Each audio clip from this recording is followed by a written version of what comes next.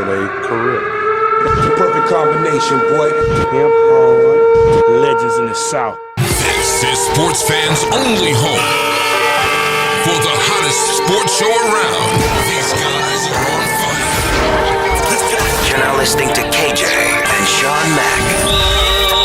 Let's talk some damn sports.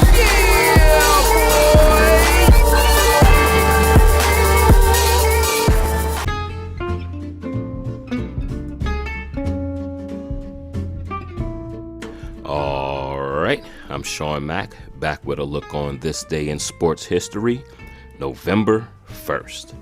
In 1924, the Boston Bruins officially joined the NHL, becoming the first United States-based team to enter the league. Didn't know it was the Boston Bruins that got in first. Maybe I should do more homework, but I digress. Moving on. In 1946, the first Basketball Association of America game took place. The New York Knicks beat the Toronto Huskies 68-66 at Maple Leaf Garden in Toronto. So that's BAA, ABB. I don't know, I'm confused. Moving on. In 1950, Celtics forward Chuck Cooper becomes the first African American to play in the NBA. In Boston's 107-84 loss to the Fort Wayne Pistons. Fort Wayne Pistons. Shots out to Chuck Cooper. Laying it down for the cause. Cooper was a hooper. And that was a dad joke. And I move on. In 1959, future Pro Football Hall of Famer running back Jim Brown runs for 5 touchdowns in the Cleveland Browns' 38-31 win over the Baltimore Colts at Memorial Stadium. Hashtag don't forget Jim Brown. History's trying to forget him. But young folks, please don't forget Jim Brown. He was a beast. He was a monster. You can do a whole on this day in the football season about what he did and his accomplishments and the records he broke. But I digress.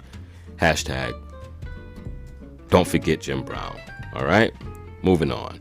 In 1964, Houston Oilers quarterback George Blandon attempts an NFL record 68 passes, completing 37 of them, in a 24-10 loss versus the Buffalo Bills at War Memorial Stadium. Now, this was 1964. The guy put up 68 passes, completing 37 of them. Pretty sure he heard of a running game back in 1964, but he wanted to act like he played now and he was Patrick Mahomes or something. Man was putting up points ahead of his time. Shots out to you, George Blandon. Moving on. Also in 1964, Cleveland Brown running back Jim Brown runs for 149 yards in the Bears' 30-17 win at Pittsburgh, becoming the first NFL player to exceed 10,000 yards rushing for their career. Said enough about Jim Brown 2 reads ago. Just scroll on up and listen to it again if you didn't hear it. Hashtag don't forget Jim Brown. In 1966, the NFL awards a franchise to the New Orleans City. The name Saints alludes to the November 1st, which is an All Saints Day in Catholic faith. I knew that. I thought it was more about the crescent. I forget that the Saints, and I'm from New Orleans, so I don't know. Maybe those bags over our heads had me not listening to what our history was in the 80s. But we ball now. Shouts out to Drew Brees for putting us on. Shouts out to Jameis Winston for carrying it on. Moving on. In 1994, the Chicago Bulls retired basketball superstars Michael Jordan's jersey, number 23, in a 2-hour ceremony at the United Center. For what he did for y'all Chicago, y'all probably still should be celebrating and having that ceremony. I don't feel like y'all treat Jordan well enough. Y'all rode his back. Y'all are who y'all are because of Jordan. But it seemed like he don't get enough respect from the management of Chicago, not the people in the town.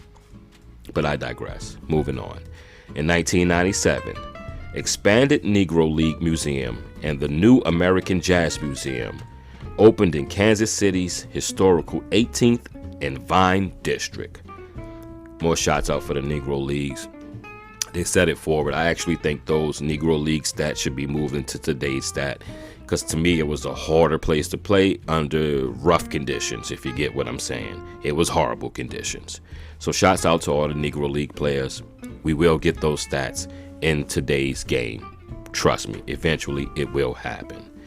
And finally, in 1988, Steve Young and Jerry Rice hook up for their 80th career touchdown in the Niners' 36-22 loss to the Green Bay Packers at Lambeau Field, eclipsing previously NFL mark held by Miami Dolphins tandem of Dan Marino and Mark Clayton. Let me tell you, Mark Clayton and Dan Marino and Duper, them guys there were way ahead of their time. And also that Houston Oilers team with Warren Moon and all of those running backs, and with Hightower and all of the wide receivers, way ahead of their time. Those guys would put up 60 points in today's game. Trust me. And as always, before I bounce, jet, get, ride, all that on out of here, I would like to wish a happy birthday to golfer Gary Player. He turns 86 today. And happy birthday to Fernando Valenzuela. He turned 61 today. He was the pitcher. So to Gary Player, when I first saw you on TV in the late 80s and 90s, I thought you were a little crazy and wild. But I have to say this, for a man of your age, you're in shape and you motivate me to be in that shape when I get that age. Love it. Love you. Great personality. Happy birthday, bro. Fernando Valenzuela. You put up the points, you put your people on the map back in the days, and you're a Hall of Famer. What more can I say? You did a lot for the game in your culture, in your community. So happy birthday, bro. So happy birthday, Gary Player. Happy birthday to Fernando Valenzuela. All right, I've been Shawn Mack, back with a look on this day in sports history, November 1st. And this is Sports Fans Only.